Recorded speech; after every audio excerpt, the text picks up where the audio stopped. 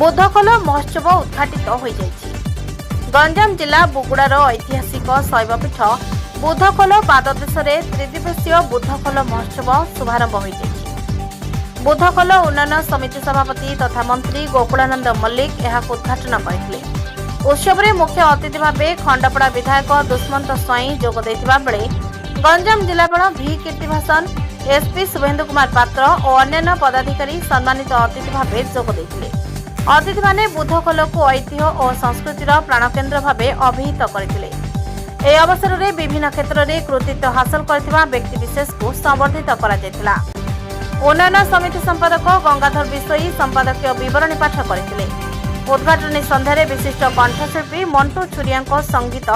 दर्शकों को विमोहित करथिला। यह सहित रणपा नृत्य ढोल चांगू एवं विभिन्न शिक्षानुष्ठान कलाकार द्वारा रंगारंग सांस्कृतिक कार्यक्रम परिवेशित होता।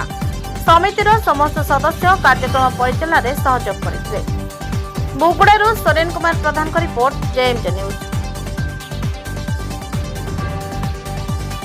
जो प्रथम संध्या शेखर भंजक ना आज आम अर्पण करूँ आमर जो बुधखोलर कला साहित्य संस्कृति ऐक्य एवं ये जो आर कुलकुल नाद झरणा पर्यटन मान को आकर्षित करू आम बुगुड़ार अस्मिता आम बुगुड़ार परिचय हूँ बुधखोल आपको आहरी आम रुधिमंत करवा आपको आहरी आर विकास करी आपको आर जो महत्व ये जो पंच महादेव मिलन ये कह जाए प्रभु गौतम बुद्ध जगह को आसी से तो बुगुड़ा हूँ गोटे पवित्र माटी शांतिर माटी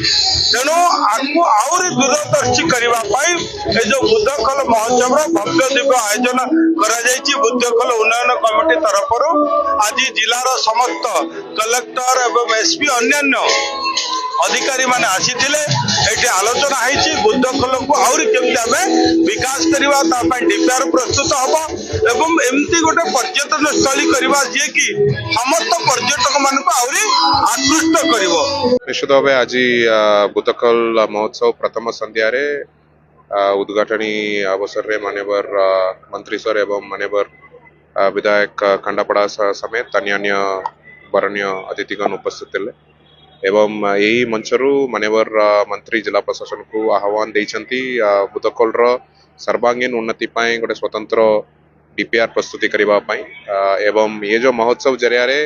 ए पवित्र अंचल कलाकार माने तंकर कला प्रदर्शनी सहित ए अंचल कला संस्कृति ऐतिह्य केमिति आमे राज्य स्तर रे एवं विश्व दरबार रे केमिति आमे बजाय रखि परिबा सही उद्देश्य रे ये महोत्सव आयोजन करा जाउछि। आगामी दिन में आम निश्चित जिला प्रशासन एवं समस्त स्टेक होल्डर्स जो मैंने समस्त मिलित उद्यम गोटे स्वतंत्र डीपीआर बुधखोल आम प्रस्तुत करूँ एवं टूरिज्म विभाग को आम अनुरोध करूँ राज्य सरकार तरफ यार ओवरऑल डेवलपमेंट हाथ को नेबाई एवं से ही दिगरे जिला प्रशासन निरंतर प्रयास जारी रहे।